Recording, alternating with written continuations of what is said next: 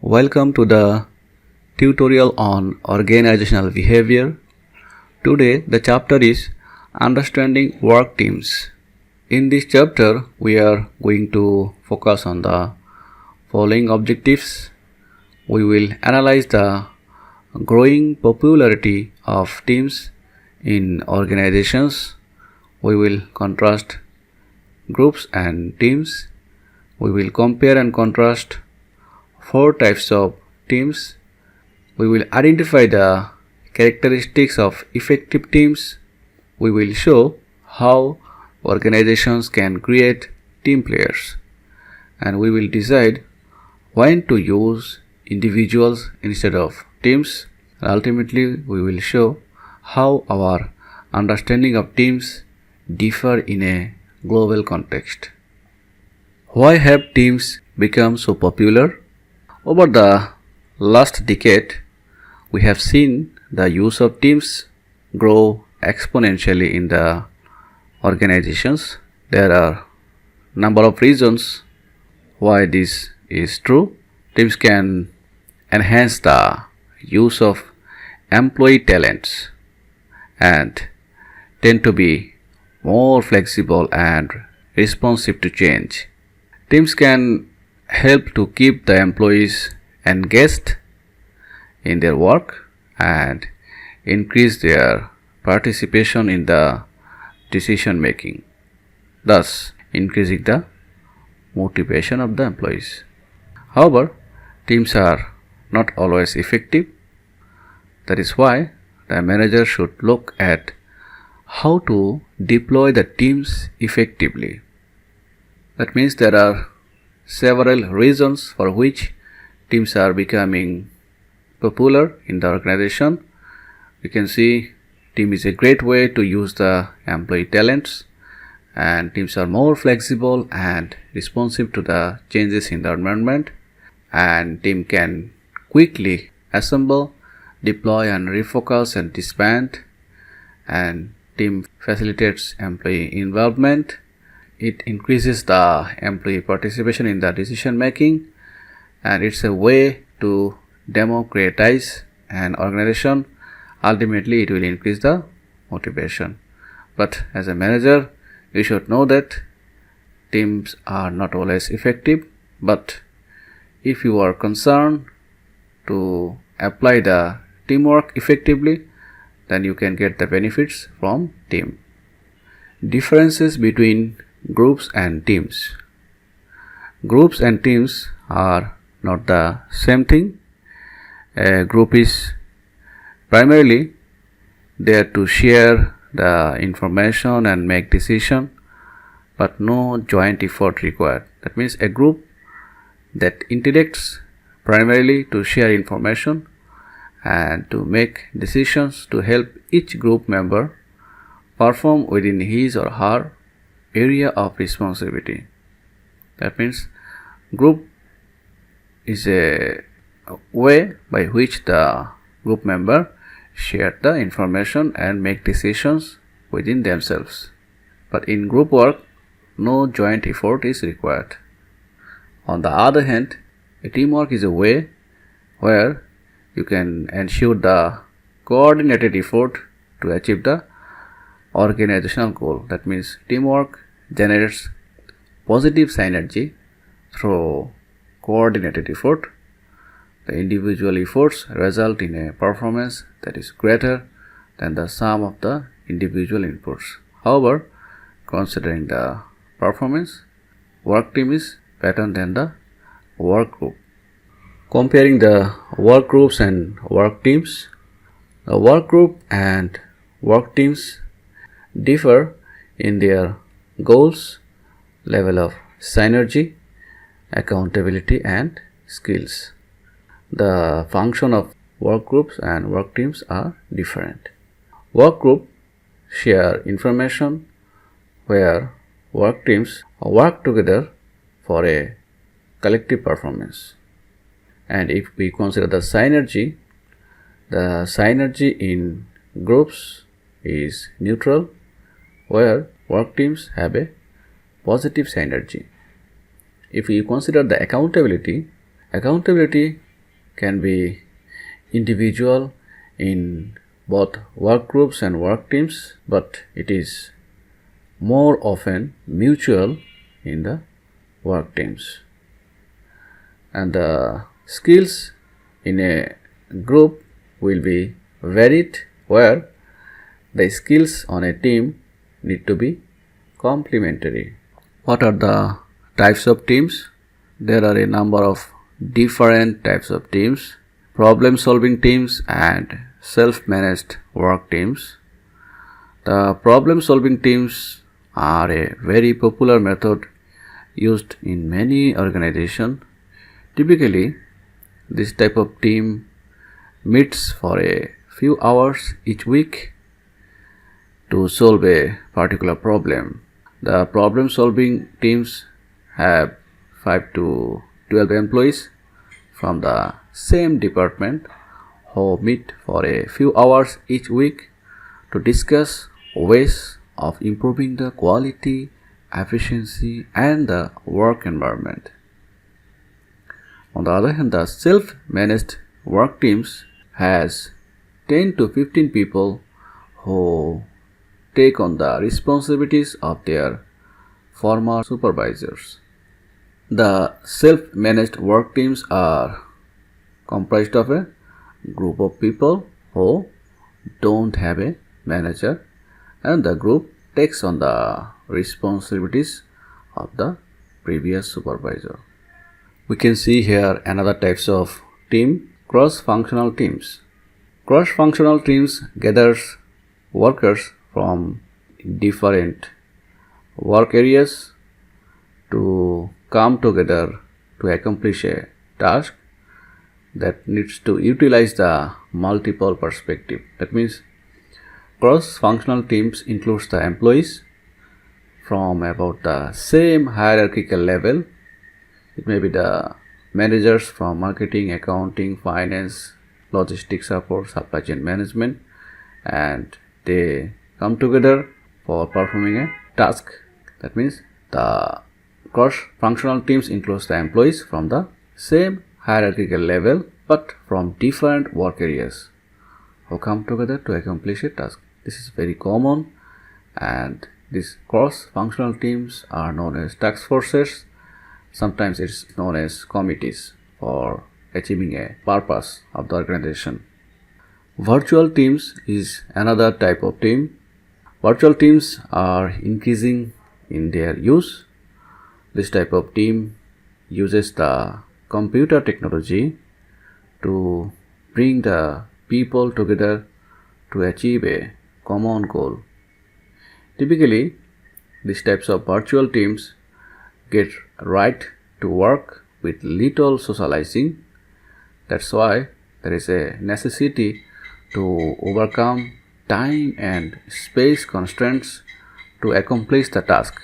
To ensure the effectiveness of virtual teams, there is a necessity to find ways to establish the trust among the members and have close monitoring, and results need to be published.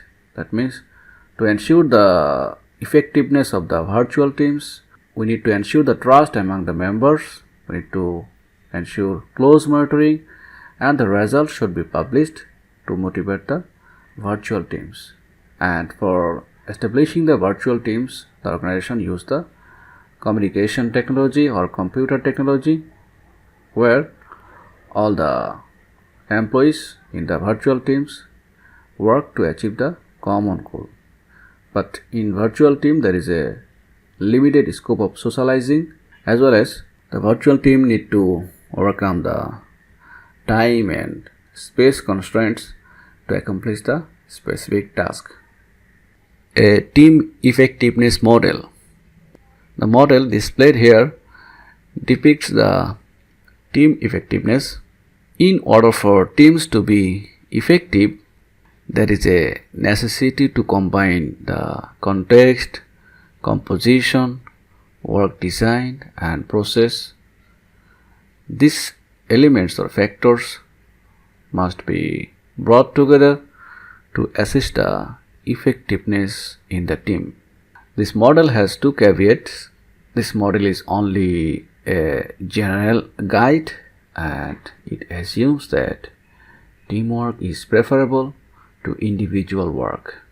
However, we can see to ensure the team effectiveness, we need to have context, adequate resources, leadership and structure, climate of trust, performance evaluation and reward systems.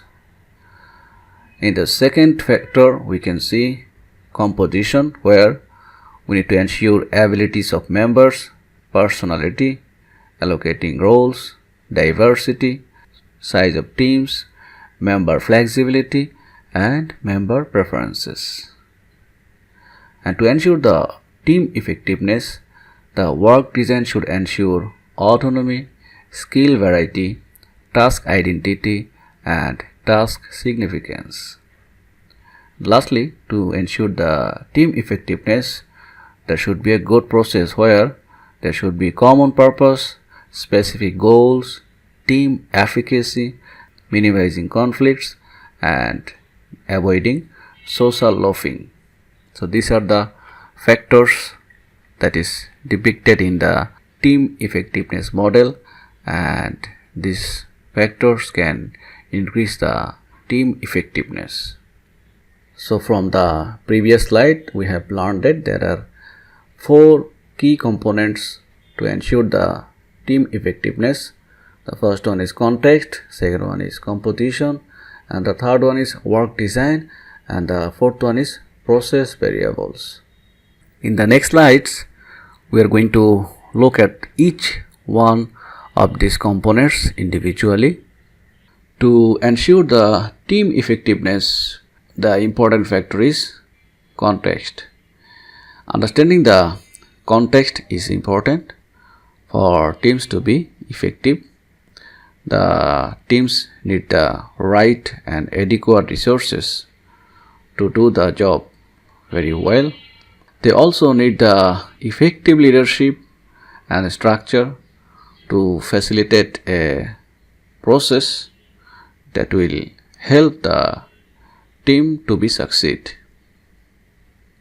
As well as it is important that teams fit together so they can successfully utilize the individual skills present in the group.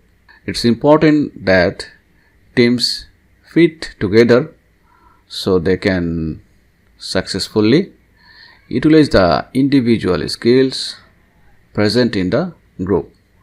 Trust is also an important aspect of teams and essential for a group cohesiveness, as we have seen previously. And finally, reward system needs to be equitable and based on the team contribution.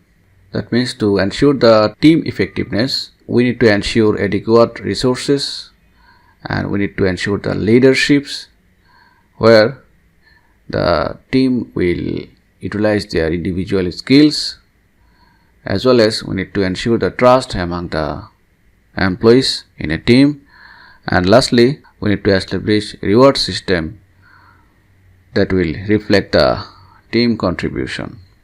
The second element or factor of the team effectiveness model is composition.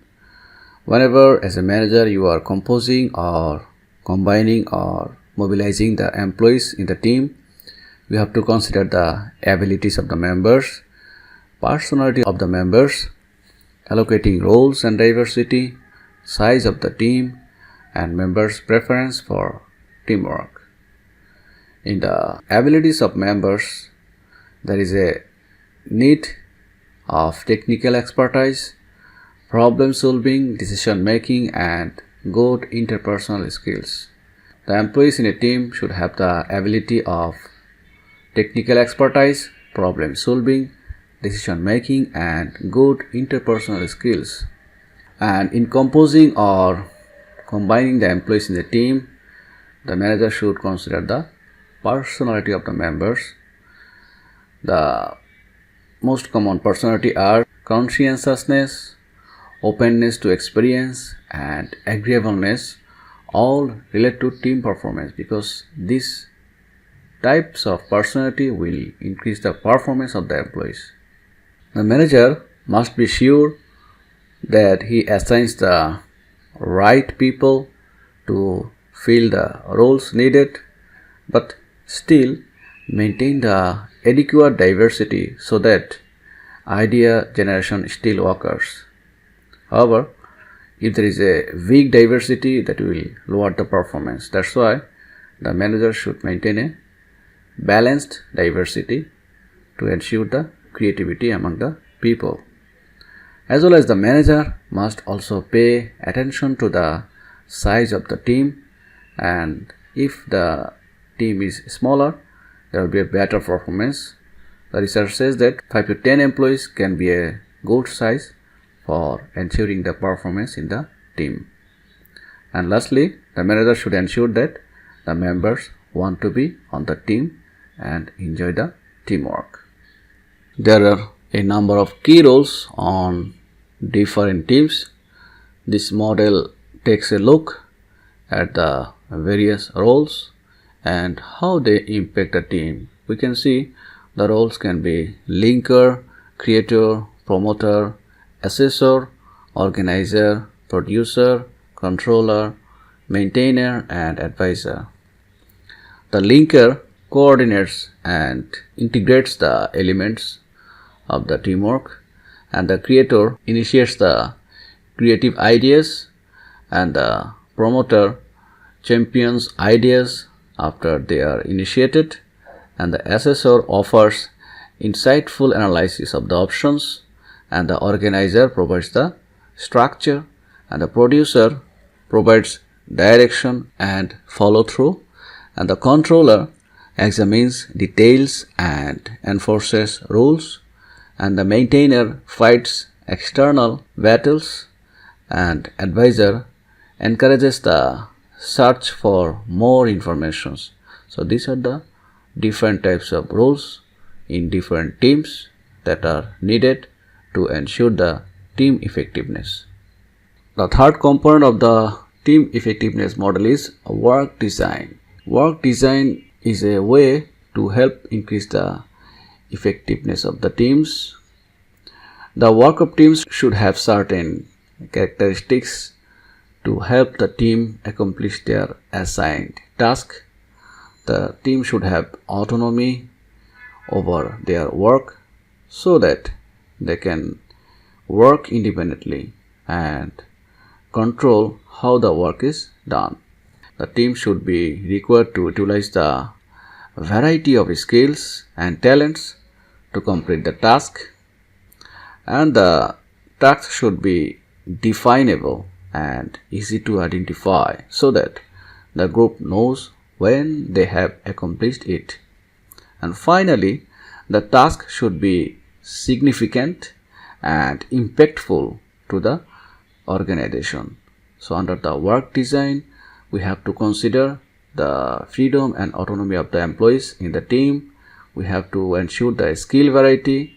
We have to identify the task, as well as we have to show the significance of the task.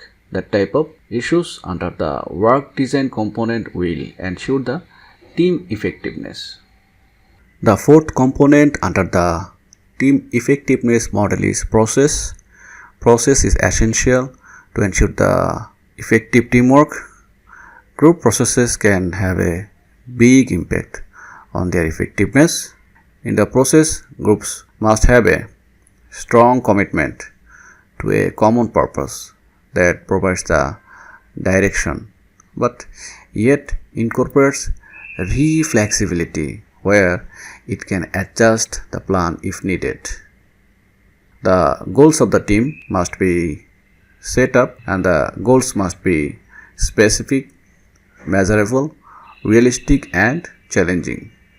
The team must believe that they can succeed, and they have a mental map of how to get the work done to assist in the process of accomplishing the task. And finally, the group must navigate through conflict. There should be a managed level of conflict. We can see task conflicts are helpful, but interpersonal conflicts are not. That's why the manager should manage the conflict. And ultimately, social loafing should be minimized to encourage a healthy and effective group. So under the process, the manager should ensure the commitment of the employees to work for a common purpose that will act as a direction for the employees, but there should be a reflexibility. Sometimes the managers need to adjust the plan to achieve the target. There should be specific team goals, and goals should be specific, measurable, realistic, and challenging. The manager should ensure the team efficacy, and there should be a mental map where the employees in the team will understand what is the work and how to complete the work. And there should be a managed level of conflict, as well as the manager should avoid the social loafing. Turning individuals into team players, because not all the employees are team players. When formulating teams, it is important to carefully select the right employees who are more attuned to teamwork.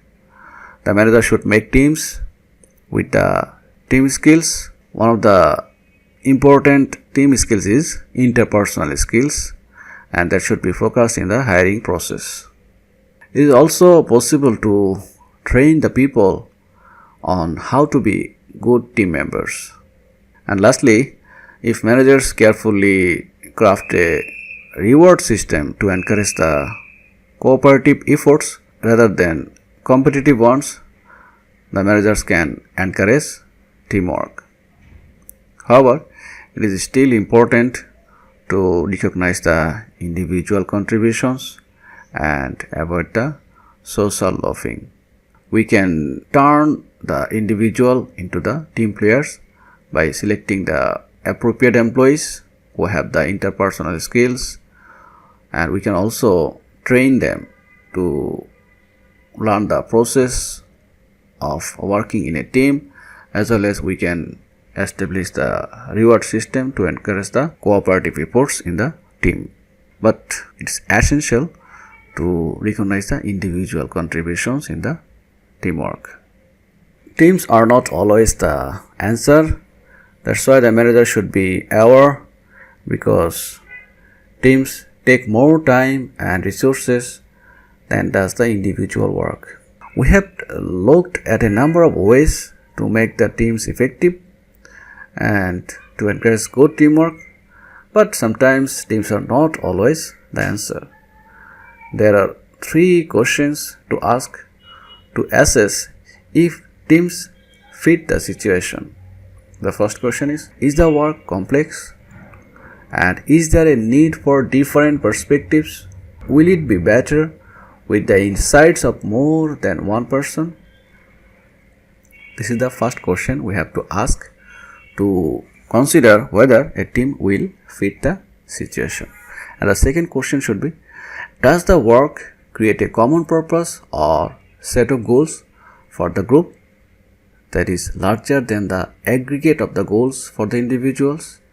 And the third question is, are members of the group involved in interdependent tasks? After asking these 3 questions, or after testing these 3 issues, we will understand whether a teamwork is better than the individual work. In considering the global implications, we can see that in cultures with a low tolerance for ambiguity and uncertainty, self-managed teams are not always effective. And in case of diversity can cause inefficiencies in teams, but if teams can work through the initial difficulties, those conflicts will disappear over time. That means in the team there may be diversity, and if the team can overcome the initial stage of difficulties from the diversity, those types of conflicts in the team will be disappeared over time. So this is the Summary of the chapter. We can see the manager should modify the environment and select the team-oriented individuals to increase the chance of developing effective teams. For ensuring the effective teams, the manager should ensure adequate resources, effective leadership. The manager should create a climate of trust. There should be a appropriate reward and evaluation systems. The team should be composed of members with correct skills and roles, and team should be smaller to get a better performance. The manager should provide freedom, autonomy, and the chance to contribute in the team, and the manager should ensure that the tasks are whole and significant, and ultimately the manager should ensure that the team has members who believe in the team's capabilities. So these are the issues manager should ensure to get a effective teamwork in the organization. Thank you.